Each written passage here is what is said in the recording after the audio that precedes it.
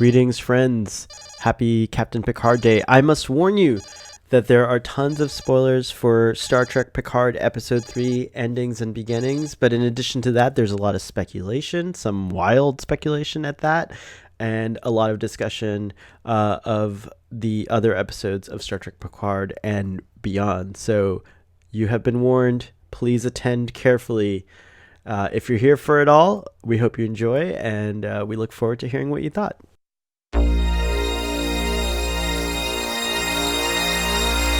Welcome to Starfleet Boy, where we have a casual and informal discussion about our beloved series, Star Trek.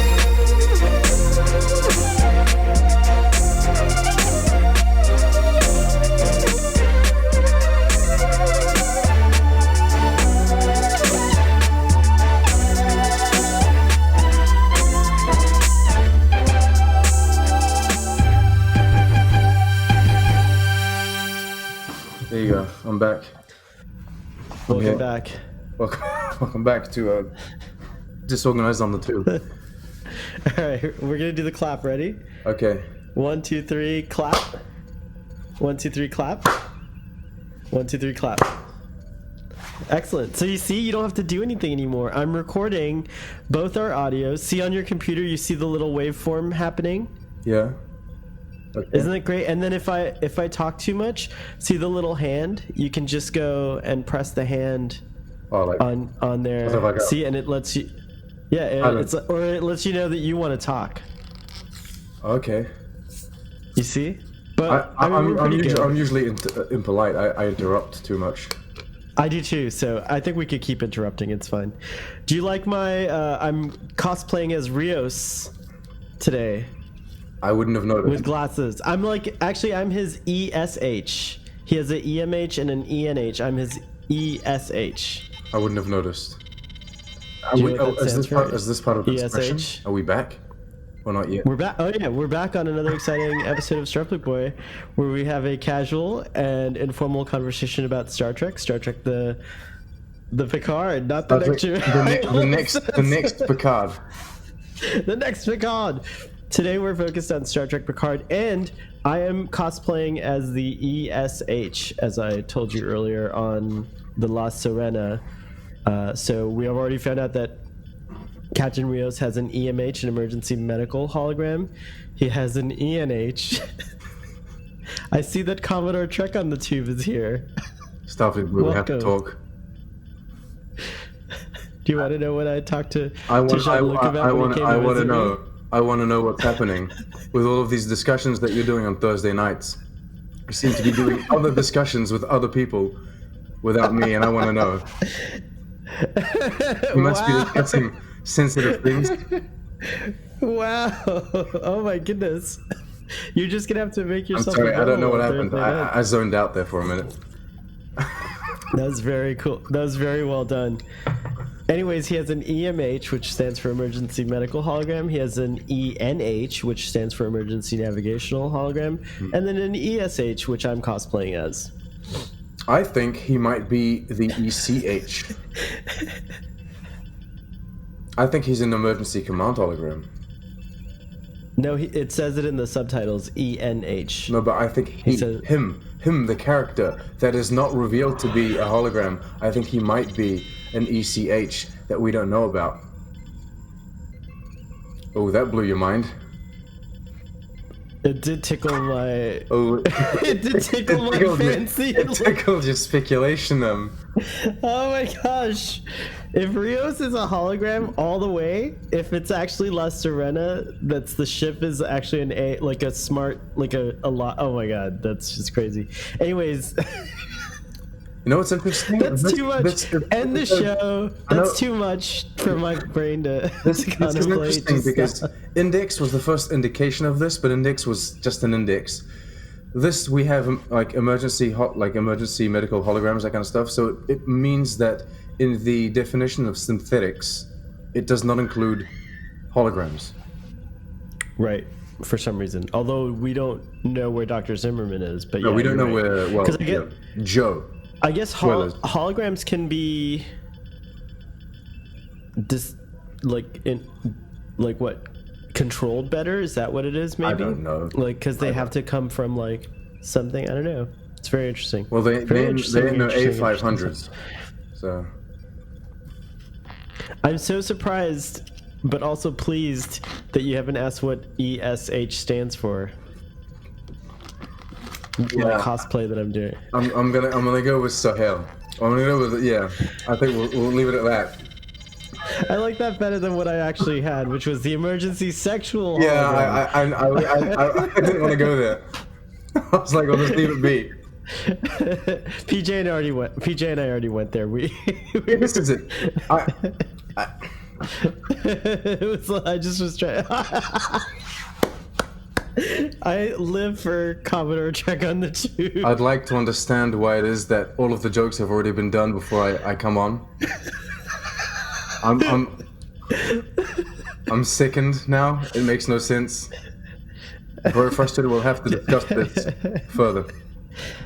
I hope that Captain Picard and Commodore O have a fight at the end. I mean, Admiral Picard and Commodore O have a fight, like a fisticuffs, like a traditional fight at the end. So let's be very clear. They gave her sunglasses to make her look a bit evil and cool, but I feel like it doesn't fit Star Trek too much. But then it's okay. I can accept it. The main argument is she's Vulcan. She shouldn't be wearing sunglasses. She's very clearly a Romulan. She's not a Vulcan. All right. What's going on? That was me because you mock Romulans, sir? I was laughing because it's so true. She is very clearly a Romulan, but no one else can tell. Like even Jean-Luc is like, oh well, I've heard of her and I know she does a great job. She's so bad. She doesn't even try. She's got this. Huh? She's got this fake. She's got this fake Vulcan artifact on her desk. Like, oh yeah, I respect the Vulcan traditions. I don't know what the hell it is. She doesn't even know what it is. She's like completely no problem. Like she's like, these racist Federation people have no idea the difference between a Romulan and a Vulcan. She didn't change her appearance. She just went with her. She's like a southern tribe, Romulan or whatever. She just went there. She's like, they'll just think I'm a Vulcan. You could question her on the phone. You could say, oh, have you been to the Forge? Did you see the beautiful lush trees that they have there? She'd be like, yes, yes. She doesn't know. She doesn't know. She's like that one. She's like that one ambassador on TNG. Remember that she turned out to be a Romulan, and like they didn't know either. They didn't know back then. They never know. It's like the best way to infiltrate the Federation is to just say you're a Vulcan. Because Vulcans are condescending pricks anyway. Yes, they're mean. So it's true. The thing, if you try to like make an effort to be mean, then you'll be perceived as more of a Romulan. Or if you try to make an effort to be nice, you'll be perceived as more of a Romulan than a Vulcan, because Vulcans don't even try to be nice. They just stand there and judge you. So she's going full mean at every chance she gets. She's like they will never suspect if I'm just the worst asshole in the universe. They'll just think I'm I'm a Vulcan. I love it. See, I've been waiting to talk to you because I knew. And they're like, what should your fake name be? I don't know. Oh. Commander O. All right, good. No, you have to be Commodore, but that doesn't exist anymore. She's or not, whatever. She's they're she's not T-O. She should be T-O, right? She's just like T-O. Oh, straight up. But O. The funny thing is, if you think about it, she's a Commodore, right? And everyone freaked out, like, oh my god, they're bringing the Commodore back. No, her sources are outdated. Her sources are 200 years outdated. So she still thinks there's Commodores. So she just, I'm Commodore O. Everyone's like, she's a Commodore? All right, whatever. But they're too nice. They're too nice to say anything. People are too accepting seeing Starfleet. They're like, let it be a Commodore. She doesn't have security clearance for Commodore. She has security clearance for, like, I don't know, Commander or whatever. Rear Admiral. Rear Admiral. She has the security clearance for Rear Admiral. But everyone She's just like- calls her Commodore. Oh, she likes to be called Commodore. Commodore. Whatever. Just leave it. It's so funny. We were just talking about the Commodores before they introduced her too, if you recall, on Starfleet Boy. Starfleet Boy is very. We predict. We have accurate predictions. Don't go to what is it called? Midnight's Edge. Is that where the predictions happen? No, that's a bad channel, right? Yeah, I think so, but I don't know. Okay. I forget that these things exist until people that hate those channels talk about them, which is the irony of it. Oh yeah, it's true.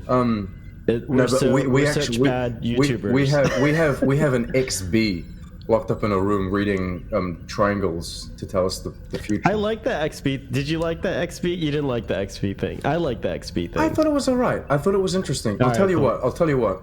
Are we getting into this? Or are we doing a summary? We're already started. I think we should.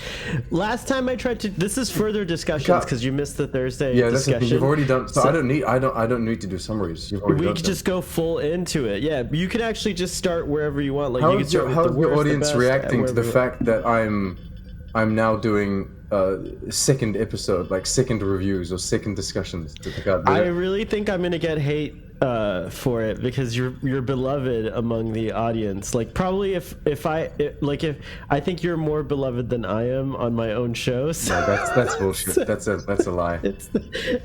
That's a lie. It feels. I think that's true. I certainly I get really. I can't do it. I wish you could. I wish you could have them on the whole time. If you could seriously discuss this episode with them on the whole time, I would be so happy. It would make me so happy. The question is not so much about me or any of the guests. It's more like, how does your audience feel about having two discussions for each episode of Picard? I'm probably straining them out a little bit. I'm gonna try my best not to do it, but the hype is real, man. Like Is this a season 1 thing, maybe? I don't know what it's like for you, but for me, I'm just completely obsessed with the show. Like it's like I started watching could talk about it Good Omens over and over and over. I started watching Okay. Good Omens because Gary told me to watch it. So I watched episode 1, and I gotta say, it was a very interesting. It's maybe a little bit of an outdated premise. I've seen it all before, the angels and the demons and the what have you. Well, yeah, George Burns used to do these movies. Do you even know who George Burns is? I don't think so. He's the one from There's The a script- Simpsons. Excellent. Oh, that's Montgomery that's Burns. Mr. Burns. Montgomery Burns. George Burns is a genius actor who died probably before you were born.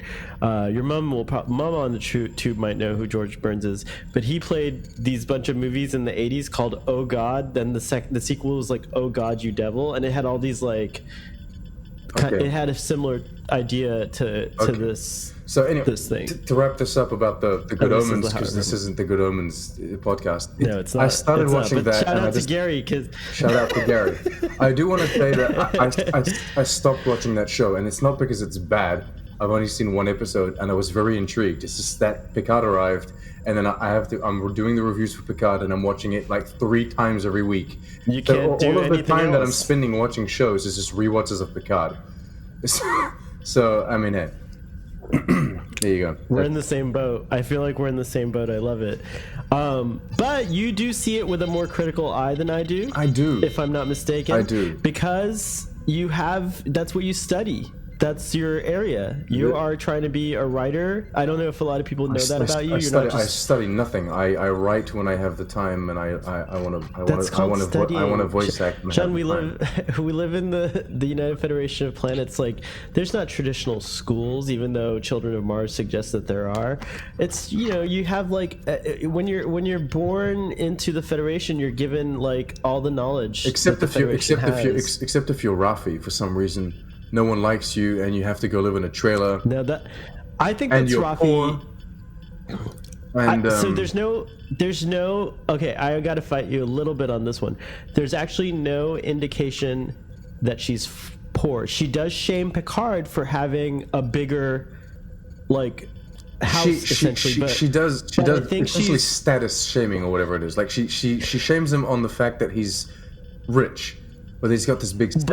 But he's not. I want to posit that he's something different. His family was once possibly rich before like, you know, the Picard family goes on for like they're Yeah, around now. it's a lineage. You know, isn't it? there was a Picard that, there's a Picard that fought in the Napoleon Wars. There was a Picard, you know, who sat along Trek on the Tube and did podcasts, you know, like I'm not saying I'm related to Where is he? Picard. I need to find him. But it's me. I'm a secret Picard. I'm the other lineage when Madame You're the emergency Madame Picard Isabel, hologram. the Madame Isabel Picard married an Indian bloke back in the Raj, and I'm descended from that line.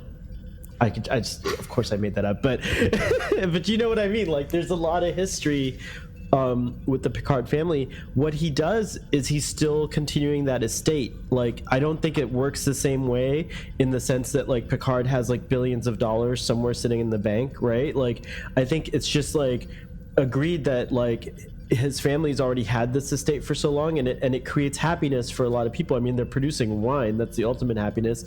And there's like, I personally like think that like not everyone in a utopian society, not everyone would want to be a starship captain or a president or you know what I mean, like, and that's the whole point of it, is that like money is in fact out of the equation.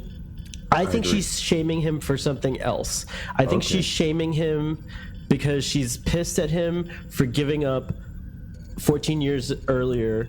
She's so pissed because he essentially does give up. He's like, I resigned, what more can I do? And she's like you're back then she's like, you're Picard, like, don't you do that thing you do of like just call Riker and be like, you know what I mean? Like, That though, that's the thing. What's that? He did all that. I don't very much like Rafi as it stands.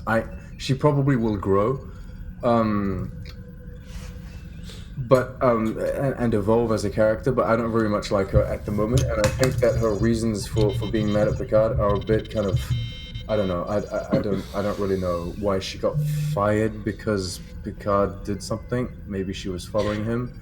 I think I think some things like we're gonna definitely get more of the story. But I didn't very. I perceived the way I perceived it is she's kind of a loner, living her life away from everyone else, and that's by choice. In this trailer, but the way I perceived it is she's kind of representative of poverty, because she's got that trailer and she's far away from. But like the housing is free and what have you. I understand what you mean. I very much like the idea of the Picard estate being. It's almost as if there's an agreement between the Federation and these old estates where it's like, we're going to keep on funding you and maintaining, or like help you maintain the land that you currently have, and in exchange you will continue the tradition and the craft and the art form of creating that wine or whatever it was, you know, maybe it was almonds if you're in Italy, whatever. No, I agree. These very ancient traditions, and I like that idea very, very much. So I'm assuming that Picard can leave. He leaves the two Romulans in charge, and he's got plenty of people that are very honored to work on this. And I would love it if he leaves it. If he does have any dominion over it, I would love it if he leaves it to them. I wrote that on Twitter. But I would love it if he left his estate because I love them already. Like, I just like the way they protected him. Well, they would maybe hide too many guns everywhere. But they fucking needed them. They really needed those guns. I find it intriguing because they must have hidden these a while back, like years ago. It also suggests that they've had a plan all along, like that Picard thought of this somehow. Like he thought. I don't think Picard knew that there were guns everywhere. I think it's these two that were like, Picard will one day be assassinated. We need to. There might be a showdown here. So we're gonna just. Or maybe they told him. But I think he's in on the plan because he grabs one. Also, like he knows where they all are. I can't imagine. Also, Jean-Luc, at least 10 years ago, he would have been like, Javon, why is there a gun hidden on Papa's old nightstand? Javon, I tried going to the Louvre, but there was a rifle. There was a rifle where the toilet paper is supposed to be. Okay, you know how I hate prequels, right? Yeah. I want a prequel that shows from the moment Jean-Luc arrives at Chateau Picard, like Downton Abbey. Nothing happens. It's super boring by other people's standards, but every day he just does 14 years of Picard, like Picard tending his vines. Just running the estate. I would love to see it. I actually like. It's now my dream to own a wine estate one day, and just that's how I want. I want to be the Hermit of Labar. I am so obsessed. Can I be your Tel Shiar agent? 100%. You would kill a bitch. So I am happy to have you there. I want to work for you. I want to wear black leather. And attach guns underneath all of your tables, just in case. Because the wine business can be pretty dangerous. Dangerous, it's true. If it were for the Romulan Tashiar,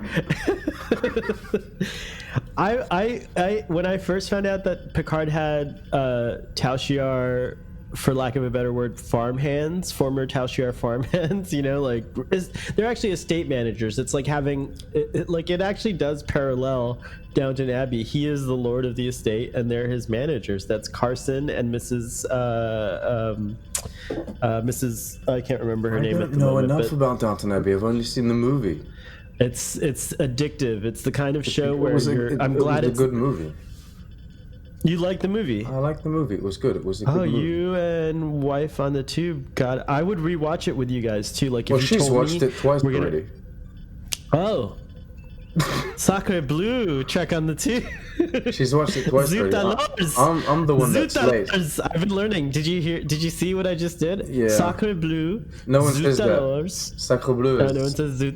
No, really? That's like a very old thing. That would be like talking in like colonial English, like when they first arrived in the United States. But Jean-Luc might say it then. No. Jean-Luc, because he says things like, he's written by Americans. So they don't know much more. I mean, I can't argue with you there, but I don't know. He might for people that are interested, what does he say? What's his name? Jabal? Whatever. Jaban? No. He says something. He says something in French. The terrine. Yeah. He says there's a terrine here. Terrine Are you talking about that scene? Yeah. He says, Madame. He says. What is that? 'Cause I know it's a pâté of some kind, right? Yeah. It's essentially some sort of. It's a pâté. It's like a little jar of meat. What kind of pâté is a terrine de foie?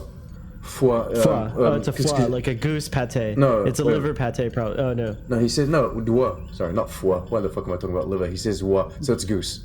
It is goose. But he says it. Okay, so he says the word. All of the words are French, right? And he says them right, but he says them in the wrong order because you see, English is spoken in the opposite. Like in English, you'll say a black cat, but in French, you'll say un chat noir. It's le chat noir. Yeah, I knew that too. It's a cat black. Cool. So he says it the wrong way around.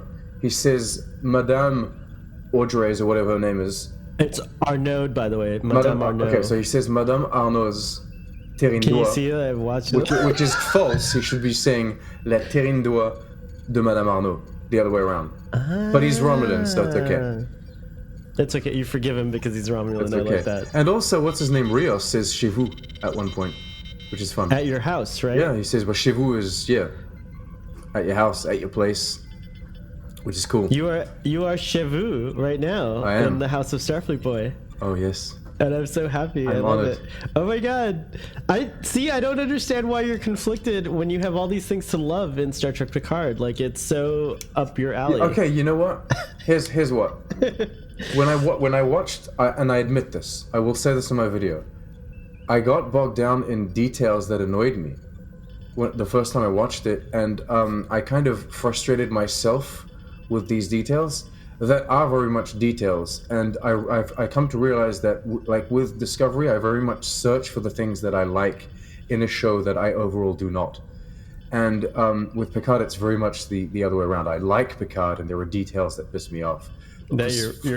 For some reason, while watching both episode 2 and 3, those details kind of overwhelmed me in the moment when I was watching it, because I watch it alone. I'm sitting down, and all of these details, and so You're tired, the sun, possibly tired. Yeah, I just get back from work and I don't take a nap before, so I watch it before my nap. Anyway, the sunglasses kind of put me off, and then she pulls out she starts vaping, and I was like, that seems inappropriate. I don't like the fact that she vapes. And I think that she also, Rafi also says, my ass got fired because of you, and I find that talk very contemporary, very today, right? Also unbecoming of a Starfleet. Well, it aside is. from that, it is unbecoming of a Starfleet officer. It's not a big bad word, but it still is kind of vulgar.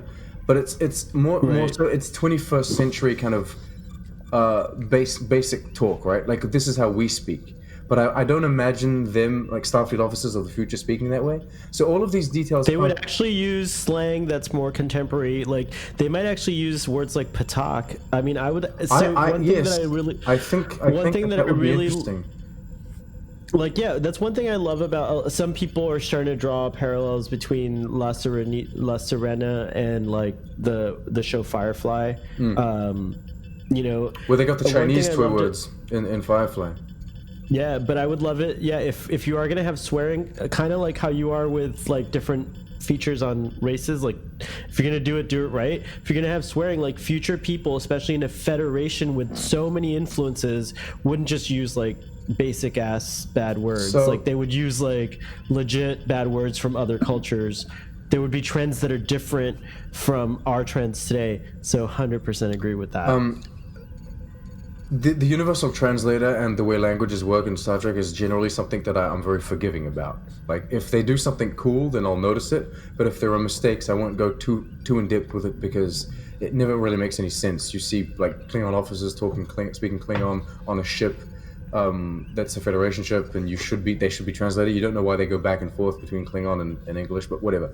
So I don't focus on that too much. But I like the idea that certain words... Just like there's like certain Moroccan expressions or certain maybe Indian expressions that you just can't translate into English. And the other way around, like there are certain English expressions that you couldn't for the life of you find a word to describe it in French. The word sibling does not exist in French.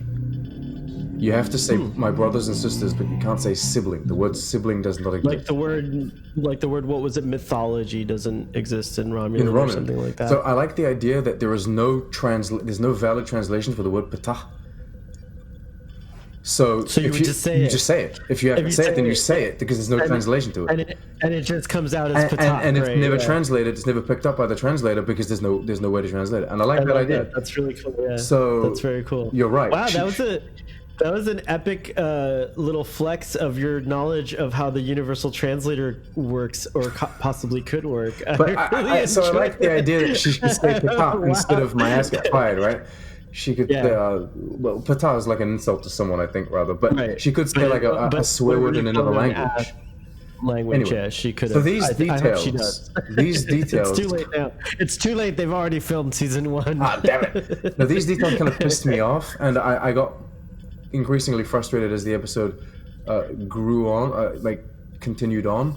But then when I rewatched, you seem to be able to put them aside a little bit. Then when I rewatched it, I rewatched it, I realized that I don't like Rafi as a character as of now. She might evolve, and I think this has to do with her performance, if I'm honest. But we can talk about that.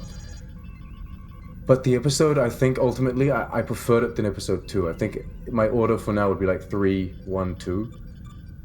Because this one has a lot less of Soji and Narek. It has Soji and Hugh, and Soji and Hugh works very good. Your top 3 is 3, 1, 2. No, 1, 3, 2. Sorry, 1, 3. Oh, sorry, 1, 3, 2. Wow. Yeah. Okay, that's great. Okay. That's my top 3 out of 3, right? But I haven't done the top 3 in my head. I'll have to do it now. But originally, I had rated in preparation for this. I do my ratings in advance in my little folder here. Oh, did you do? Because we didn't get your episode 2 rating, right? I can give it to you, but originally I had rated this one lower than episode 2, but I think it'll be higher. Ultimately, it finally does move the story along. The complaints that I had about this episode, which was like, oh, they took too much time to set this up. I think they should have done this little setup here in 2 episodes, not 3. But I can't blame the 3rd specifically. It's the structure of rather the that season. you don't like overall. Right? It's not this episode. Like, I can't blame this episode for the faults of, let's say, us this season. From my perspective, just to give you my irrational Starfleet boy perspective, which you know you're going to get anyways, but like, I love that it happened in 3 episodes because I kind of want this. I don't want the game to end. I'm like 100% like, can we stretch this out as long as you fucking can? Can we get a 26 episode season like we used to? Like, you know, it's like, can one season be 30 episodes? Let's go. Okay, so here we go. I'm gonna build on that. I'm gonna build on that. Hear my argument out, right? There's only 10 episodes in the season. I thought there was 11. There's 10. They spent 3 setting it up. I find that I'm afraid that they might have to do their story too quickly and wrap it up too fast because they spent so much time setting it up. Which kind of, did we not think that that's what happened in Star Trek Discovery? I can't remember. Star Trek because Discovery. they rushed the Klingon war by the end of it. So in a way, okay, let's talk about the team for a second, right? Like Alex Kurtzman and company, right? Okay. And mind you, I know that Alex Kurtzman is a controversial figure. I'm not here to say if he's great or not. I'm just saying, let's say, so for Star Trek Discovery Season 1, you got a green team, essentially. Like, all of us had, like, a ton of complaints about Season 1. Like, you were there for Starfleet Boy. You remember I wasn't happy, right? Like, there were a lot of complaints. And we blamed everyone from the writers to the makeup to the blah, blah, blah. It was like blame, which not undue. I'm not saying it wasn't undue, right? So they looked at all that. For the record, I would like to state that, for the record, on my part at least, it is not... It is not. It's an in the moment blame. It's an in the moment blame, but it's also. I get it. It's not. How should I put this? People say that, like, oh well, TNG was bad in season 1. It's not like I've accepted TNG now. Like, I have to live with the fact of TNG. But if we were to do these discussions about TNG, I would be just as harsh on TNG season 1 now, and you are, as I was on Picard, general, Discovery season 1 when it came out. We have a historical record of you being very harsh on TNG because you've been on so many. No, but I mean, it's not like I'm hating on Discovery because it's new. It's like I didn't like the first season the same way I didn't like TNG season 1. I was hating on Discovery. I'll be very honest. The things that I hated on mostly is that Discovery was the Star Trek show I did not ask for. Like, people like to say that, like, That's very true. This is something that we had no desire for Discovery. This is not what we expected or wanted from 2017. It's not what I wanted at all. I do like it now. Humbert was very adamant that I say like, because it's true. I love Picard. Like, this is the show I wanted all along, and everyone said you're never gonna get the show. This right? is not the show I wanted. Specifically, I know. I want something else. But I think this is very much a step in the right direction. Very much, because it's literally going in the right direction. Right. But this team, Star Trek Discovery Season 1, Star Trek Discovery Season 2, a ton of short treks. I think they're at a great place right now. They're still not at the top of their game, but if you look at Discovery Season 1 and 2 as practice for Picard, many of the people from those two shows are also working on Picard, and I think now they're a lot better at what they do. If they didn't know Star Trek 2 years ago, you can be sure from all the ridicule that they got online, which there was a lot, they've learned if they're in it. You know what I mean? If they're into it. This is funny that you say this, because I've had an exact, like, yesterday I was thinking about this, all right? And this may seem stupid, but I'm going to relate this way. When Rick Berman and his team took over from, it was the same team essentially, but when they had finally finalized their team, but Gene Roddenberry passed away, it was Rick Berman that took over, and he kept his team, and they moved on with, like, TNG, what was it, season 3, I think? Season 3 and onwards. Right. Right. It's very strange. It's very strange to say this, but their experience and their knowledge of Trek, though it remained, didn't help them make an amazing season 1 to Deep Space Nine, or an amazing season 1 to Voyager. Right? When these new shows began, they still began low, which means they were they were generally going up, like, oh, we're making Star Trek, good, but they still had these kind of restarts every time they did a new show. This team seems different, right? This team, I would argue, that they learned from Discovery, and they kept on going up with Picard, and if they make a new show, then it might continue going up. Continue going up. I'm afraid that Section 31 will be absolute garbage. I am too, but I don't know Because why. no one wants this show. Michelle Yeoh is an amazing actor. Every time I see her in a movie, I saw her in Last Christmas. She's the best thing in Last Christmas, the movie. But she cannot pull off Emperor Georgiou for shit. All right? She's terrible at Emperor Georgiou. She should be Captain Georgiou. She should be Captain Georgiou. That's the show we want. Fuck off with your Pike show. Pike's had enough time to shine. He's been in the Kelvin. Bring Anson Mount back, but as like an Andorian or something. All right, give me some antennae. Sorry. I'm definitely Team Pike on this one. I gotta stop. I gotta shut you down. All right. Then give me a Pike Georgiou team up show. Yes, because they know each other. Because they're the most decorated captains in Starfleet, right? And he give them a mission. Uncomfortable when Emperor Georgiou arrives. He acts uncomfortable, like he's used to Captain Georgiou. So give them a mission. Georgiou. Give us like a 3-year little bubble period where they were sent on a diplomatic mission somewhere. That's the fucking prequel I want right now. Sean, ship that shit. Can you go and write the plot and like ship that shit to CBS and sell your soul? Because that's the prequel that I want. Pike and Georgiou.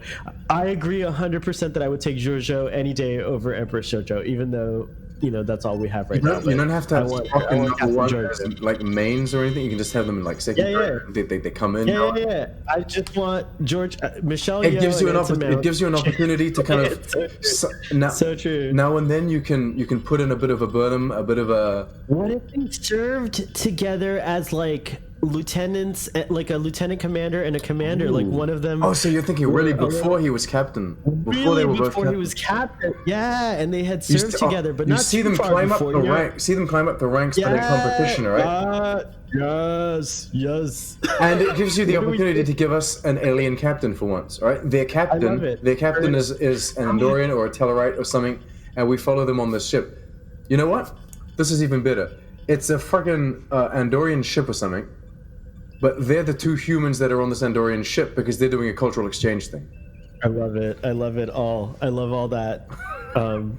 I love it. I love every little thing that came out of your mouth. So Section 31, you can flush that down the toilet. Can we just flush Section 31 down the toilet? Can we forget about Emperor Georgiou? Forget it. I mean, no, she's around. She's in the future. Her costume look cool. But she could still be there. She's part of Discovery, Emperor whatever. Georgiou She's chilling with Burnham in the 31st century or whatever. And they're having a great time and whatever, but we want sipping to jippers more. on the beach somewhere. She's sipping jippers on the beach somewhere. Yes. Yes, she is. That is amazing. Oh my God, where is my whiskey that I could toast to that? Because that was awesome. Yes, I agree. All right, you have just triggered my mania.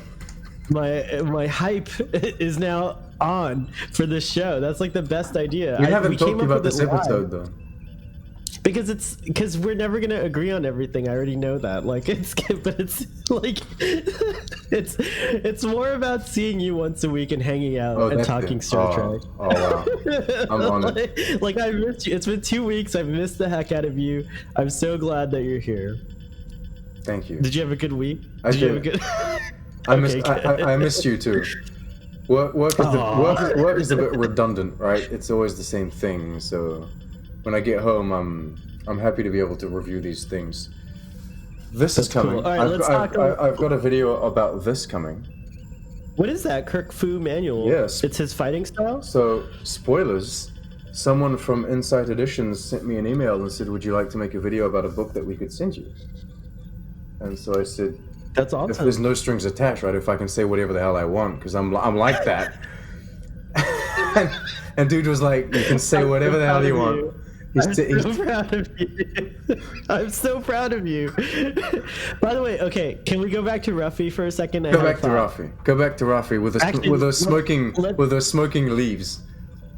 I don't know if you feel this way. It's called snake leaf, by the way, and it's legal because Picard doesn't say anything about it. You would think he'd be like. I think that he's being a diplomat, and he's already pissed her off enough that he's not going to start talking about the bloody vape, right? I think that he's a smart man, Rafi. I hope at one point he could also comment about how she hitched up her goddamn trailer in probably a protected area, because the Vasquez Rocks is like symbolic and iconic, and I don't think you're very much allowed to just pitch a tent there. She could be a caretaker of some kind. You wouldn't know what her job is. But anyways, I hope at some point in the series she gets out of control. She gets out of control, and he turns around and he shouts at her, and he's like, "You will control yourself now! No, get yourself together!" I want him to snap, but not the same way. You were a Starfleet officer that never dies. Do you understand? Do you understand? I want him to snap in the way like, "Stop blaming me," right? Yes. Enough. Yeah, enough. You followed me, but it was your choice to follow me. You got yourself into this mess the same way I got myself into this mess. Stop bullshitting around. Stop with your self-loathing. He's gonna do it, but he loves her. Stop blaming me for the past 14 years. We'll never be joined again. Were they in a relationship? Were they married? Were they at least? Says that? What? He says, "I'm glad you can join us," and she says, "No, never again. I'm never joining you again." I'm like, "Oh, wait a minute." Just like as a part of the crew. Yeah, bullshit. I reckon they had a romantic involvement. Here's what I actually think. I think she's the same. He likes her because she reminds him of Tasha Yar. How? Tasha was just as like kind of a. You think she's gonna die in character. season 1 as well? No. They can't do that to us. I don't want any of them to die. We have to protect all of them. By the way, PJ made me super suspicious of Agnes, and I love her, and I don't want to be suspicious of her. I heard that rumor, and I put some thought into that rumor. But I'll tell you what. What do you think? This is my thought. I'm ignoring the rumor because I love her so much. You love her. I might feel very betrayed if it happens, but you know what? Fuck it. I don't care.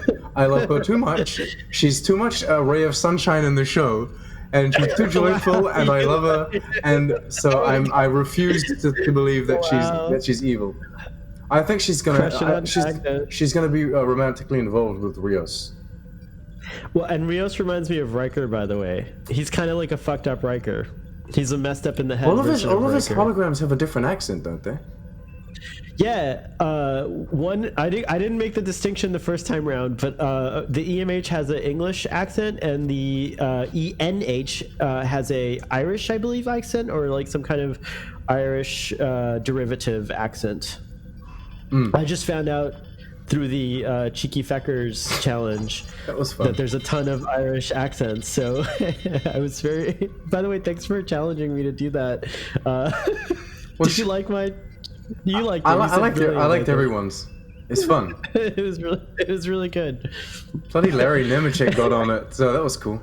I know, it was really good. He said Fiki Checkers, and then that means something totally different. Apparently, yeah. Really, which is pretty cool. By the way, shout out to Larry Nemechek, who we spoke to on Trek Chat, and who was on. And I have to get organized. I'm so disorganized right now. He went and watched one of my videos pre-coming onto the show just to like do research. He said I'd never go in blind. I'm like, oh really? You watched the videos? You watched the whole bloody thing? Like, and he's like, yeah. He liked it. Well, so that's cool. Not to put it out there again, but Beverly, aka Gates McFadden, watched a couple Starfleet boys, but not with you on it. She watched the ones with Humbert, so you didn't get to. If she'd seen you, I think she would have been hooked. She would have been watching all of them. I don't think so, because I'm always trashing on Beverly.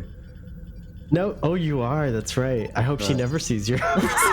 No, I'm just kidding. It's true. You're gonna have to go back and re-edit every episode, so I can record a line for you. I love Beverly, and so you can use that like, and just pop that on every time I say something bad. I put a black square over your mouth whenever it happens. Like 16 years down the road, we'll be talking about Picard, and we'll be doing the same thing for Rafi. Like, I love Rafi. Yeah. I have a feeling we are gonna love these characters. I don't know. It's too early to tell, but I really don't mean to be mean, but I think that what's she called? She's called Michelle. I forget her name. The actress playing Michelle Hurd. Michelle Hurd is the actor who played. So I discussed this at length with Wife on the Tube, and I said her performance is not as good as the other performances in the episode.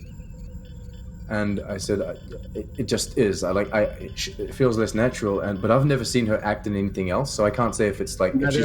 I can't say if she's not used to the character, that kind of stuff. Wife on the Tube said she's seen her in multiple different shows, and she always plays a very strong, confident kind of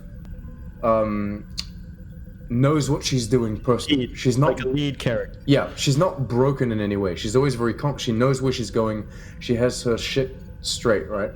And so I think that maybe this kind of broken, kind of maybe a little confused or lost character, she's not used to playing that yet. But if her arc is to repair her and to get her back to where she was before, then her performance will get better, and she will get better at becoming the character that she's more used to playing. See what I mean? And I think she's doing. I totally have confidence that Michelle Hurd is doing it on purpose, because I have heard a lot of people respond very well when she came aboard. I remember that people were excited. But what I do think also is that Rafi was a stretch for her as an actor. She said her knees were shaking when she first started acting opposite Sir Patrick, and that's a valid thing that you got to kind of give credit. I agree. You know what I mean? Like, that must be very intimidating because you're alone in the desert. Talking to Picard, I wouldn't be able to handle that shit at all. I would just like faint on camera. Like, they would have real problems. We need to recast. Starfleet boy can't do this. He keeps fainting when Sir Patrick talks to him. That would be so awkward. Like a Starfleet boy cameo in a show, but it's not you. They've hired another actor to play the cameo of you. Oh my gosh! What the hell? It's like a guy wearing a fake beard with the glasses. If I have any say, I would want PewDiePie to play me. PewDiePie. I would want PewDiePie to play Starfleet boy, like with his full Norwegian or Swedish accent and everything. Like, just pretend he's me. But it would be an honor if PewDiePie would play Starfleet boy on Star Trek. It would be great. Hello. No, I'm not gonna do the accent. Sorry, PewDiePie. I love you. You watch PewDiePie? We've never talked about PewDiePie on Starfleet boy, I don't think. Is this the first mention of PewDiePie? I tell you what, so. I used to watch back. No one cares about this. Whatever. Okay, moving on. You just edited yourself. That was like that information is classified. We can't give it to you. Yes. It doesn't matter anyway. He's speaking nonsense. He doesn't know what he's saying. Just Commodore on the Tube is giving me so much life. Commodore, for like the 10 people that watch this, I hope they're enjoying it as much as I am. People don't enjoy what I say. They're just happy to see you happy. No, it's not. That's not what it is. Look at what? I don't receive your email. You know what I'm gonna say? I'm gonna say to you, no, just the comments. Go look at go look back at the comments. Like, people adore you.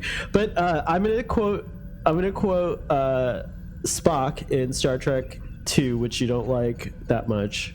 But I wouldn't say that. I say it's overhyped. I say Star Trek: The Wrath of Khan is an overhyped movie. It's not a bad movie, but it is. But it's like 6 on your list. It's like 5 or 6 on your list. It's not too high in it, but it's just because there are so many other movies that I love so much. But it's a list of movies I like, right? Except for okay. You can like him in any order you want. There's no gatekeeping or order shaming here on Starfleet. Order shaming. Order shaming. That's the thing, isn't it? That's the new thing, right? Like, # order shame. You know what hashtag I didn't invent, but I'm the second person to use it, is United Federation of Fandom, and I'm so surprised we don't use that hashtag. United Federation of Fandom? Of fandom, yeah. Yeah. See? I don't know. It makes sense, right? Like, it feels too inclusive of the Star Wars people. But it's better than We Are. I think We Are Starfleet's an awesome hashtag. I don't like get me it. wrong, I think it's corny. But not everyone. But not everyone's Starfleet. United Federation of Fandom is more inclusive of all the different opinions. I just do hashtag trickies out there. Yeah, that's a good hashtag too, actually. It's true. But what was I trying to say? I was trying to say something. Wrath of Khan or whatever. Oh yeah. So Spock says to Dr. McCoy, "Seriously, Doctor, you must learn to govern your passions. They will be your undoing. You must learn to govern your passions, Trek on Tube." It will be my undoing. There's nothing to undo as of now, but if I did something, then it might be undone. Yeah. I think you're fantastic, and I know that the audience does too. And this is not about you. This is about Star Trek Picard, and we've already talked about Raffi. We've talked about Commodore O at length. So Hugh is back. Hugh is the one we haven't spoken about. Okay, can I make a statement? Hugh, go, do your thing, do your statement. I'm intrigued now. Do your thing, Jean-Luc. When I talked to PJ about it, like, he really got me thinking about how it was kind of like I think I'm paraphrasing PJ, but he kind of was underwhelmed by Hugh. Like, he was just like, oh, he's just not doing it. He's like watching a surveillance video, and then he grants an interview with Agra from The Dark Crystal. Okay. I thought you would enjoy that. I don't see. She's like Agra from The Dark Crystal. She's not. She's not as awesome. Star Trek Picard is not as good as The Dark Crystal, The Age of Resistance as of now. I haven't seen the whole show yet. I like that you saw me getting triggered over here. I thought there was no gatekeeping. No gatekeeping, sir. No, there's no I wasn't trying to gatekeep. I was just getting triggered. I can rank the things how I want to. Yes, you can. You're gonna keep calling me out the whole season. This whole season of Starfleet Boy. Whenever I fall down that rabbit hole, you're gonna be like, "Oh, Starfleet Boy, you're not supposed to do that." It's okay. You're part of the Federation. That's just opinions, though. We're allowed to disagree and be shocked and be appalled. When people say, "I like Into Darkness," I'm allowed to storm out the room. But my father says he doesn't say this anymore. My father says. Growing up, my father said. Eat your potatoes. My father said to me, "Opinions, they're like assholes. Everyone's got one. And sometimes they smell like shit." It's true. That's a good finish to it. He never said that, but it's true. It's true. That's a good. So, if you didn't know that this show is PG-13, you should know by now. I wanted to know your opinion on something. Have you seen on Star Trek, on Twitter and on StarTrek.com, they have Jude, the young fellow, 7 years old, I think he is, watching Star Trek Picard. And since you're a dad on the tube, like, I actually, after watching these first 3 episodes, which I love, I'm not trying to critique them, and I don't think they should be family friendly, but I don't think that a 7-year-old should be watching any of this. I agree.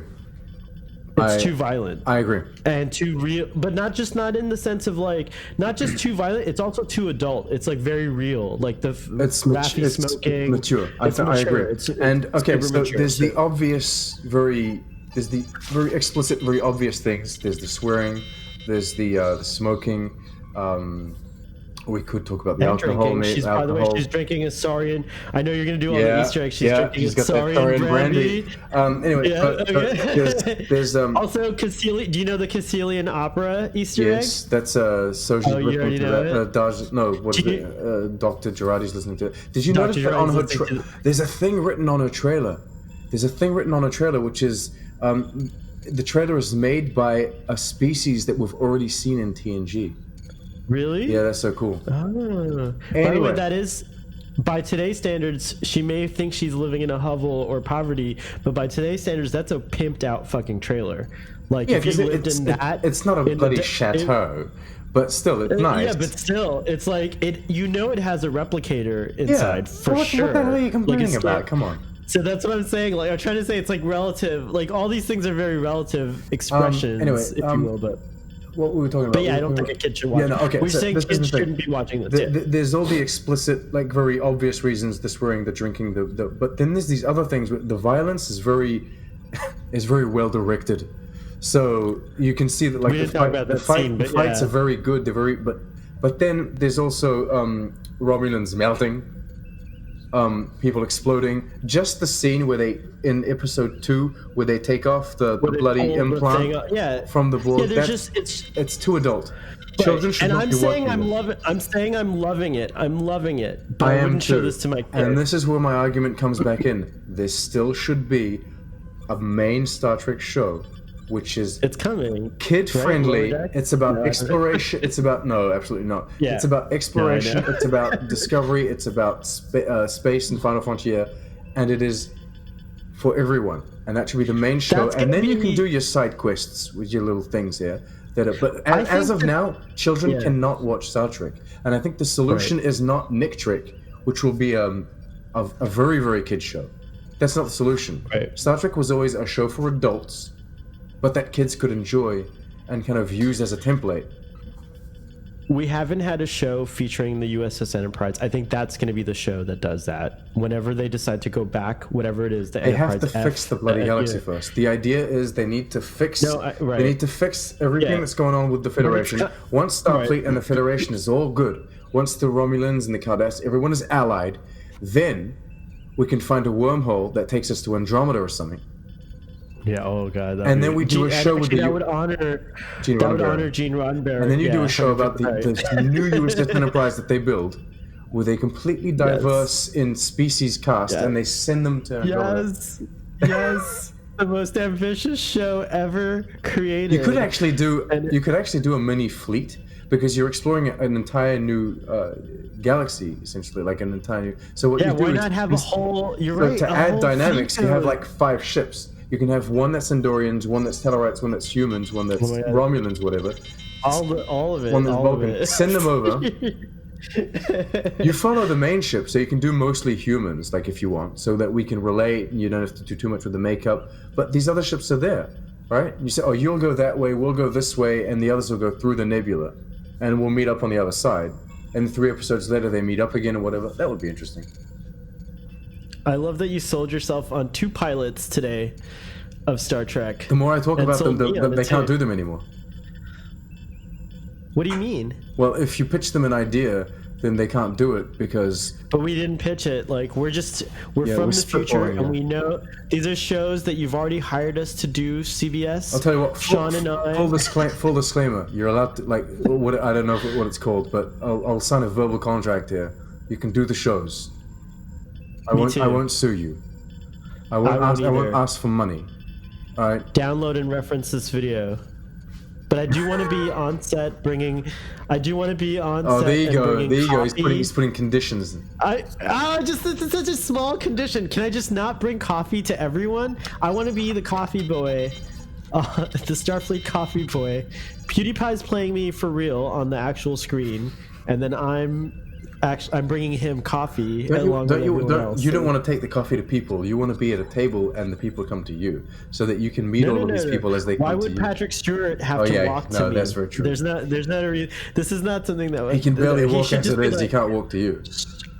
Shut up, Sean. Like, that is not true. Although he is out of breath a lot, and it bothers me and makes me very nervous. It's the 14 years ago scene that I thought that he was walking very slowly. And very kind of... Well, he was just so depressed at that moment. No, like, but he was very if you go back and watch that scene, he seems very old. But I can't complain because he's 78, and he's at, like, 14 years ago would mean that he's playing a character of 76. So it fits. That's how he walks. It's just that he's young for 90, technically, in the show's present day. It's just that when I was kind of pained because I was like, oh, he's really old. So Patrick Stewart is... He's aged. There's a lot of references to death in this episode 2, endings and beginnings. It's called, by the way, the episode, which we did no summary for, reference first discussion with PJ for a summary. Which I don't understand. I don't very much understand the titles as of now of the episodes. Remembrance is remembering the past. That's okay. I understand that one. Okay. Maps and legends. There was no maps. There was one legend about the Zhat-Vash, but there was no maps. I think the map it's referring to is like, I think it's referring to maps and legends, like meaning, I don't know actually, but I would say that my guess is that it's referring to maps just any kind of like expedition that starts. You always start like, this is Jean-Luc basically like going on expedition, like in a way. It would have worked better as a title for episode 3, Maps and Legends. But I like the end is the beginning. The end is the beginning. I don't understand either what they're trying to. The end of Chateau Picard. It's the end of his hibernation. It's the end of his hermitage, and the beginning of Jean-Luc now taking command once again of his destiny, of the destiny of the galaxy, of the destiny of the universe. That's how I interpret it. Okay. Pretty grand. You know, I don't know. Okay. I am done with Chateau Picard. I missed the. You take care of it. I missed that the episode titles aren't written on screen. One. Protect number 1, Laris Jaban. Send me a bottle of the chateau wherever I am. I'll give you my location. I think he took a case of wine with him. For sure. Well, in his little bag that he has a bottle of wine, a red. He has a baguette, and he has the terrine. Which, by the way, can I say so? You know, at one point I'm gonna visit Montreal. I've told you this already, right? Yes. Will you please have ready for me so that when we go out into the town and you show me around, can I carry a bag around with a terrine, a baguette, and a bottle of wine in it, and we could just like walk around Montreal and then occasionally eat from this like bag? Like, just like, can we do that? We can. You're allowed to do anything. You have a little bit of French influence in your heritage, right? So you can maybe make the terrine. Would you make a terrine? Can you make one? Have you ever made a terrine? No, but I can get one sent from France. I can have my mother bring over a terrine, like an artisanal one that's made by some sort of farmer somewhere that sells them on the market, right? Yes, that I would love. That would be the authentic. That would be the authentic terrine of goose. Get your goose it would be Madame on the Tube's terrine.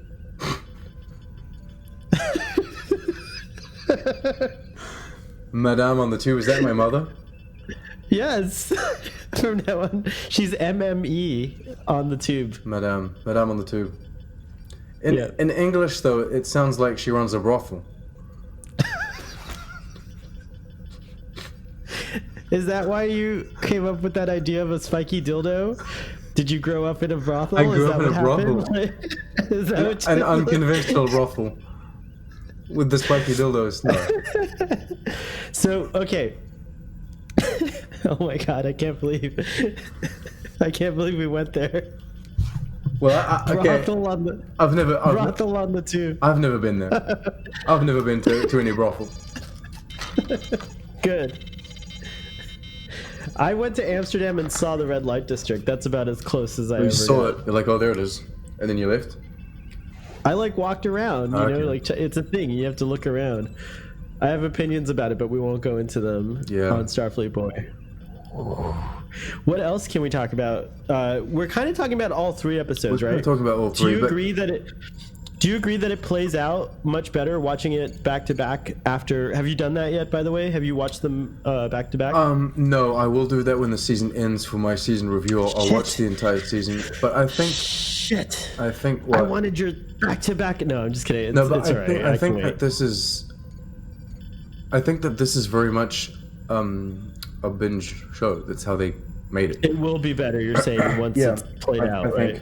You just can't stand waiting. It's too much. It's all right. I think it's good. It gives me time to reflect on each episode. It's good that because now I can do the discussions with you. I can do the discussions with my wife, and I can watch it with her again, and then I can watch it again myself, and then I do the it's good because it helps me reflect the same way with the Mandalorian. You know, the Witcher came and left, right? No one talks about it. Everyone sung that Witcher song for like a week, and then it was gone. I don't know the Witcher song. I haven't seen The Witcher, by the way. The other than Picard, the shows I'm trying to watch, I binged all the way through Ragnarok, the Norwegian show. Okay. That's like a Riverdale. The Expanse, I would have preferred it to have it weekly. Week to week. Yeah. Yeah, me too. Because now it's just gone. It's very disappointing, and I think that. Although you can watch it again, this is weird, nice. but this is just me, okay? This is strange. A show that I watched throughout the year, like a 26 episode, it takes up more space in my mind than a show that I binge in a week. Even if there's the same amount of episodes, let's say it's 10 episodes or 12 or whatever, or 13. Even if, like, The Mandalorian feels much more complete and larger and grand than, say, The Witcher or The Expanse. And it's not concerned, but there's only 8 episodes of The Mandalorian. Whereas there's like 10 for The Expanse or whatever. And it's just because it was so condensed that it feels almost like I watched a movie. See what I mean? You did. Especially if you binged it. Like, you definitely watched it that way. And it's not that I don't like binging shows, and like especially if you've got the time, like if you've got 2 days off or whatever, just sit down and watch them, right? It's good, it's great. Right. But and the format, like today's format, lends itself to that very, very well. But I think that ultimately, in the long run, I may get less out of it. However, 20 years from now, when we all do our rewatches of whatever Star Treks, like when people rewatch Voyager nowadays, they don't do one a week. They'll maybe watch one a day, or if they have time, they might do 2 or a few a day. So, and I think that this Picard will lend itself very well to that. I'm afraid it might not age very well, though. And why? Because of the contemporary, what we were talking about earlier. Because it's very much today, of the vaping that is today, of the swearing that is today, of the sunglasses that is today. See what I mean? I'm afraid that might impact the show.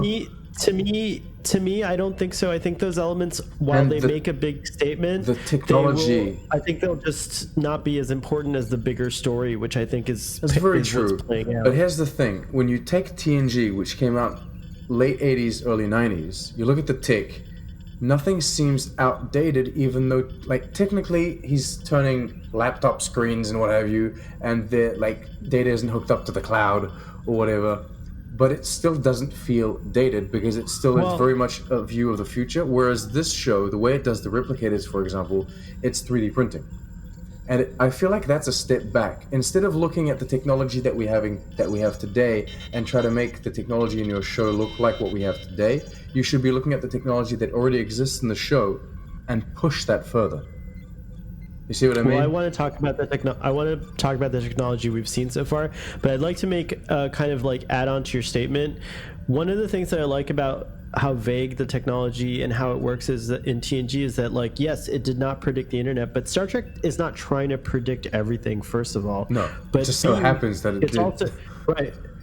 But B, also, it didn't predict the internet, but I argue that it inspired the internet because they already had subspace communication. There's a whole network called subspace, and just because it's not called the internet doesn't mean it doesn't function in the same way. Does subspace have a utility in Picard now? Do they need to use subspace? Seems like it does. It seems like it does. Soji and Daj were talking via subspace communications on the computers, but bloody Vulcan human face, Narissa, sister of Narek. Oh, you're talking about Rizzo. Yes, but she's called Narissa as the Vulcan. Oh, her real name is Narissa. Yeah. I missed that. That's why she watched it like 17 more times. Live holo communicates with her brother, which is in another quadrant. Yeah. Right? He's in the beta quadrant on a Borg cube somewhere in Romulan space or something. She holographically talks with him. Whereas this kind of communication would have taken a subspace transmission a while to get there before. So maybe the technology is advanced. Maybe it's because she's part of the Jat Vash, so they have better tech. But I'm like, do we need subspace transmissions now if we can do that? I think so. I think because, like, maybe there's a cost, not a money cost, but a resource cost to transmitting holograms like that. That's not feasible on a large scale yet. It takes up too much energy or too much power. Or bandwidth. Or maybe not every not every scene needs to look as cool. Right. I mean, yeah. I mean, but Sean, there's always going to be a practical function. But what I like is, here's the thing that you'll hear me say so much. It's not as big a deal as when you see something like this in a show set in the past. What I love is that, like, yes, at the end of the day, like, whatever explanation you want to come up with to kind of patch the logic gaps in it, it's okay because there's no precedence for it from before. Agreed. Like, there's no reason, you know what I mean? Like, you can come up with something completely, and that's what's liberating about Picard, is that, like, things that you don't understand, you can kind of put on hold for a second. You can sit there and say the shuttles from Discovery are in Picard, and it's weird because it's very old tech. But then it's very, like, literally any explanation that you can come up with can work. Like, you can say, oh, well, they're repurposed for civilians. You can say, like anything you come up with, it's fine because this is the future. It doesn't matter, right? It's okay. Right. And it's very liberating. And like they also there's like 3 different types of shuttles that we've seen in Picard so far. We've seen shuttles from Nemesis, or like that was supposed to be in Nemesis. Right. So right. We've seen very modern shuttles that are in the Utopia Planitia shipyard. So Starfleet tech is being built at this place, and they're using very modern shuttles, which is great. That makes sense. All of the civilians, the taxis, that kind of bullshit, all of they're using Discovery kind of repurposed shuttles. That makes sense. And the fact that you have all this diversity in the technology, as well as like in the Romulans, as we were saying, that excuses so much, and it makes we don't have to, like, the cannon cop doesn't have too much utility here. He has no. I love that. Yeah, you're absolutely. The cannon cop can take a rest. You can take a break. There's no violations. It's gonna be a day off. He's gonna be doing Kirk Fu. Kirk Fu. It's awesome. Wait, could you tell us a little bit about? This is an unsolicited promotion, but what is Kirk Fu? Like, what is that? Like, Kirk Fu is literally a manual. All right, it's written by James T. Kirk, or it pretends to be written by James T. Kirk. Right. Because from what I gather, after he's done his 5-year mission on the Enterprise, and he's writing an addendum to the Starfleet kind of combat manual that exists. So he's writing an addendum. I forgot there would be a combat manual. He's explaining to cadets what kind of techniques you can use outside of the curriculum that you're taught. So he's documenting and explaining these techniques that he's used in the original series. Exactly. So they show you all of these moves that he pulled off in the original series. Exactly that one there that you're doing. I love that. That's a classic move, yeah. And so he explains, and he talks about he talks about his experience with Khan, and then you get these little personal log excerpts, like these personal log things that they're not on the show. These are just things that he invented. And it's funny. It's like it took every bit of training and skill and strength that I had to stand toe-to-toe with Khan. And even then I had to resort to tricks and a bit of luck to beat him, but by the time I finally put him down long enough to have him taken into custody, I could barely walk. He ends by saying, every muscle in my body hurts, and will probably for the next week. Here's hoping I never run into Khan again. And then he does. I love it. It's fun. Love it. You gotta, there's like an instruction manual on how to do the moves. So, it's fun. I hope you do could it be for exercise? Can it help you do exercise and be more healthy? I don't think so. Because there's also, have you seen that the body? The illustrations are beautiful as well. Oh yeah, look at that. This doesn't look like Kirk though.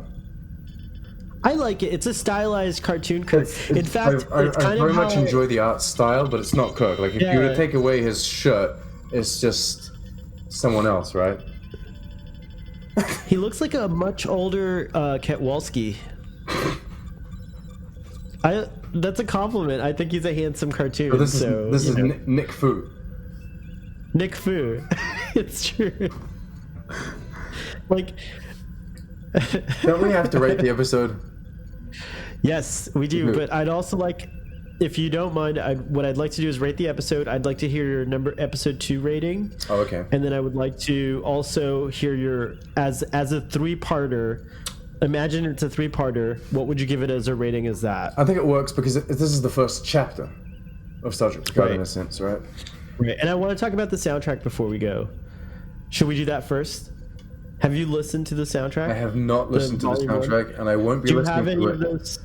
I won't be listening to the soundtrack until the show is over because it always spoils Because of the so spoilery much. music. The names of the songs and the songs You themselves. already read? Did you read the names? I hope you didn't. I'll Okay, tell you good.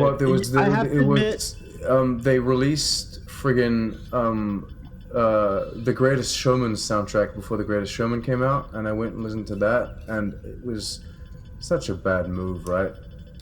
Like, really? yeah, it spoils the, Well, I just want movie. to say, as someone who I was ignorant, or naive is a better word, and I didn't think that it would encompass some episodes that we hadn't seen yet. I thought it was going to stop at episode 3, but I don't feel. Yes, so I stopped reading the titles of the episode titles, but I've already seen them once. But I keep listening to the soundtrack over and over, so I don't actually associate necessarily the tracks with the music. All I can say is that overall, it's such a great album to just listen to by itself. Like even after you've seen the episodes that it goes up to, it's going to be an enjoyable. I think I'd love to hear what you think when you finally do listen to it, because I can't stop listening to it. It's the background. It has become the soundtrack to my life. It's that good, and I haven't felt that way since like Nemesis, and I always loved the Star Trek soundtracks. I do too. I listen to when I write or when I concentrate on doing something like that. I will put on Precisely. I will put on This is specifically. I do actually- Nemesis. I do the motion picture. I do First Contact, and believe it or not, The Final Frontier. Even though it's not my favorite It's a movie, great- nope, the it's a soundtrack great- is fantastic. it's a great soundtrack, it's fantastic. It's dark, it's gritty, but I love it. There's a lot of references to Jerry Goldsmith's music in Jeff Russo. You could tell he. We're not here to review music. Thank you. All right, Commodore. So I don't understand what's going on with this music review. No one's heard the soundtrack yet.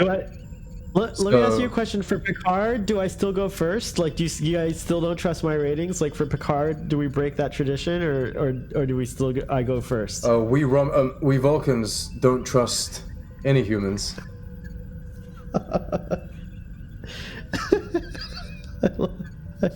I love it. I really love it so much.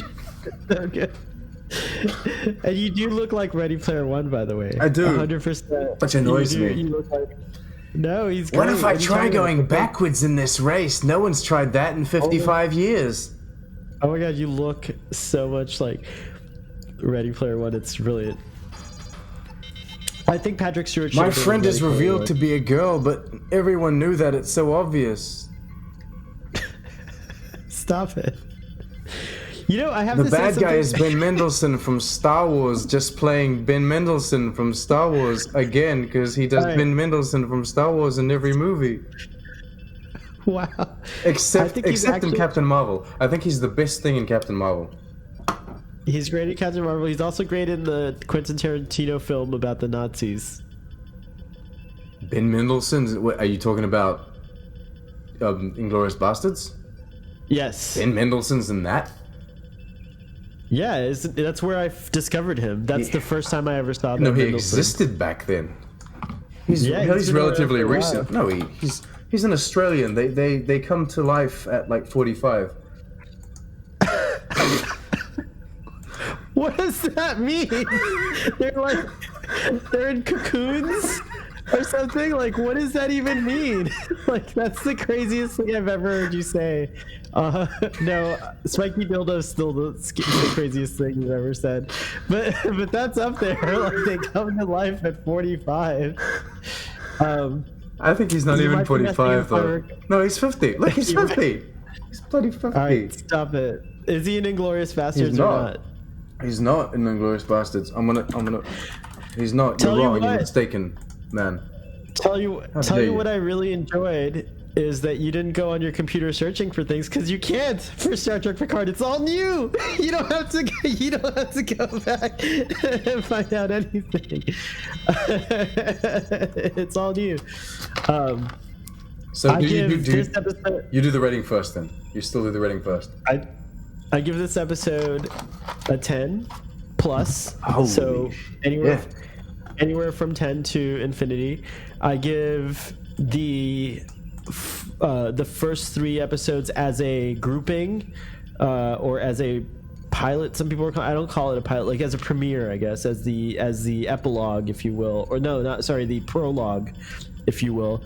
I give that a 10 as well. Okay, that's a lot. There you go. So you want my episode 2 rating as well. This is so many numbers. Yeah, because right? we didn't. Yeah, so to episode 2, what would you have given that? I gave it a 6. Okay, above a 5. I'm happy. Above a with 5, that. but it's kind of like it's kind of like one of those generic Enterprise episodes that doesn't really stand out, right? This one I would give it a 7. It's some good television. And that was what you gave the first episode too, like a 7.5. I give it like an 8. Excuse me, I have an 8. Oh, you gave it an. Oh, sorry, you gave it an 8. That's Unless right. my documentation is wrong, in which case I have to delete everything. I have to. No, it's fine. No, don't do it. You're fine. You're fine. So that's your order. It's episode 1 is so far episode 1, episode 3, episode 2. Wow, fantastic. Well, actually, yeah. So it does work. Can we talk? We didn't even talk about the scene at the end where first of all, what do you think of the ship, La Serena? I don't understand why it's so open. People are calling it the hero ship. Yeah, I don't understand why it's so open space. Like it's just a big empty cargo bay, which is a bit strange. But I think that's the majority of his jobs. I think that's what he does. Is he transports? Yeah. Large, So I want to see how it plays out. If he's like loading things on it, whatever. But yeah, it's not. I don't mind it. What's cool? I don't like the holographic things. I don't like that. The interface. Yeah, I think that's too Iron Man, and too. I love it. I think it my fits. problem is it's generic science fiction, and it doesn't. I understand that we have to take Star Trek into the future, and we have to move. But I think that Star Trek has a certain uniqueness and a certain personality, and by doing this, we take away from it. The LCARs are really, really good in the other episodes because it gives you that Star Trek personality. I will say that it is a shame that Star Trek didn't come up with this, even though there's references to this kind Star of 3D. Trek died for quite a while there. It just disappeared. So everyone else started doing. Star Trek innovated everything until it stopped existing, and then TV shows became a huge thing, and now Star Trek's playing catch up. But to my point is that I love tech. Like one of the things I think you might know this about me is I just love technology. That's my bread and butter. I talk about technology. I help people with technology. Technology is like a thing that I love, and that kind of interface done the way that it's done in Star Trek just makes sense to me. It just feels right. It feels like it doesn't feel like out of joint at all. But I do think that one thing is, and I think this is still non-Starfleet tech, which is great because whatever we see when we finally they show us a ship, they better damn get it right. And if they get it right, I'm gonna be freaking out. Oh my goodness, the episode's gonna get like a million out of 10. Yeah. It is exciting. It is exciting. I will say, technology-wise, I think the sets for the Borg cube are a little bland. But there's stuff moving around in the background, and it seems to be reconfiguring itself. I know, but the Borg seem bigger than I've ever seen it. But the Borg are an ever-changing species. So is the technology. They have this huge wall of all of the alcoves, all at the same place instead of everywhere on the ship.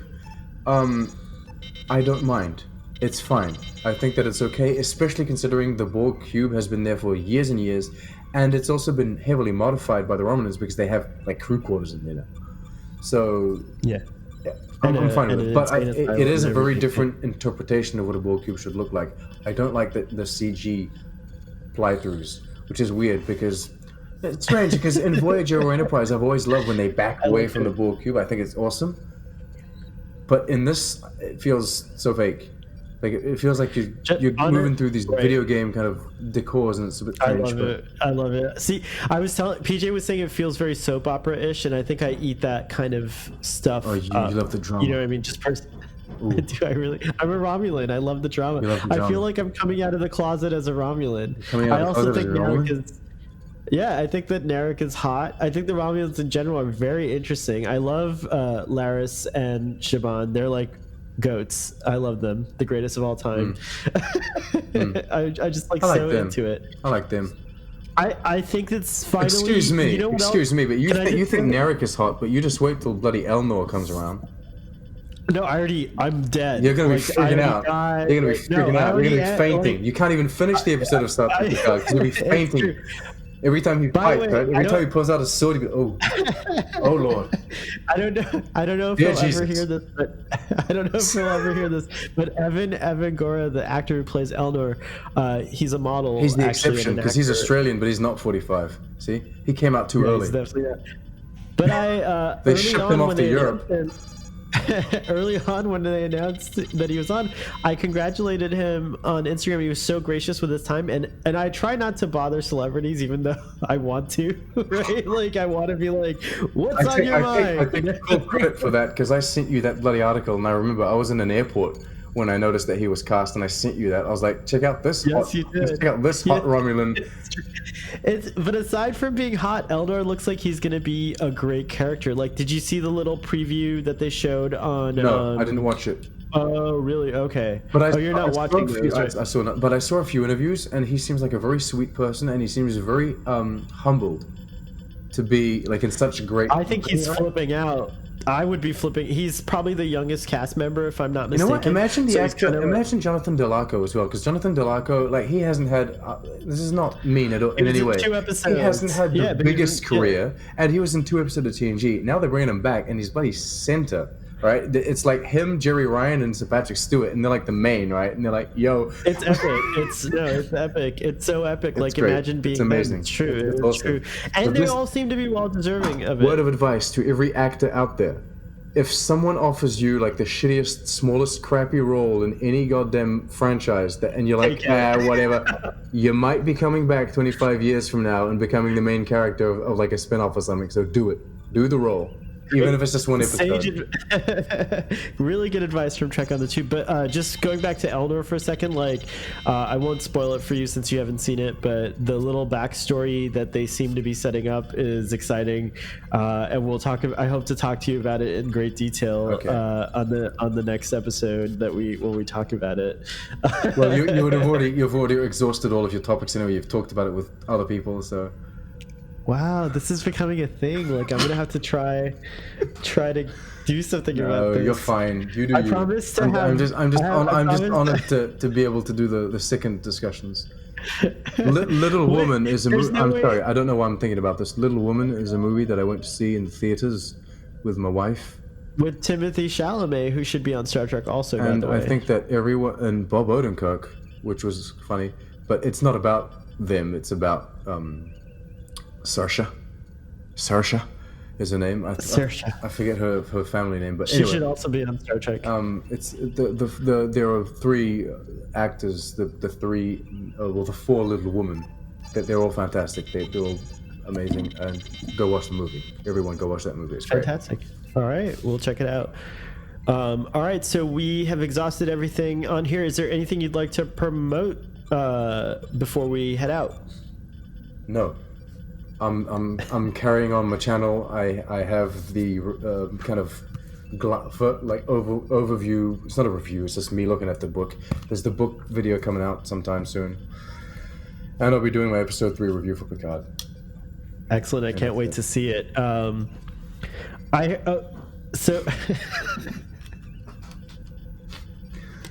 Look, it's been an hour and 27 minutes, and I gotta go. So what are we doing? All right. I got you wanted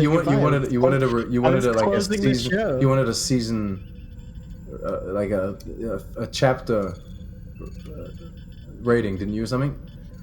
Oh, you didn't give it? I don't think so. Oh shit. Wait, so give us the chapter rating. Yeah. Overall as a chapter, how does it fare? It's good out of 10. I like that. It's good. It's a nice beginning. I'd give it like a solid 7 or something. I love it. As an Can we intro. get a 7? It could have 7.5. No, you can't. No. If you insist, it'll go down. The line must be drawn here. Yeah. No further. No father. I do believe personally, and this is my opinion, like Wife on the Tube does not share it, I do believe that they should have maybe wrapped this up in 2 episodes just because the season is only 10 episodes, and I feel like we lingered maybe just a bit too much on this.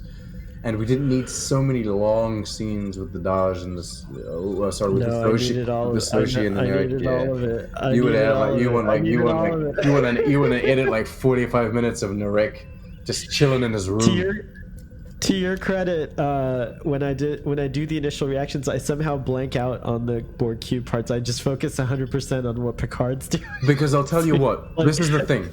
Everything going on with Picard is interesting and new, and it's innovative, and it's something that we've never seen before. Everything going on the board cube. You need the other stuff. You have to have the everything other on the board cube is like a played out trope.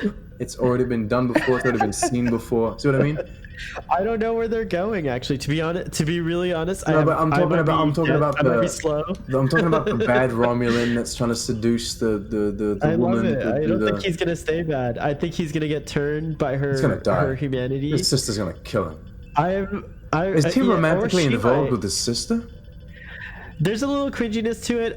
But I also compare it to Lursa and B'Etor. Maybe Romulans are just Trek really profiles on Twitter called them the Romulanisters, which I like very much. Yeah, well, because the Game of Thrones is like really pushed that weird dynamic to the limit. But Star Trek was doing it before, like the Lursa and B'Etor, the Klingon sisters. They were a bit cringy and incestuous, if you ask me. No, they were not. You know, they were constantly flashing their cleavage to everyone else, not to themselves, not to each other.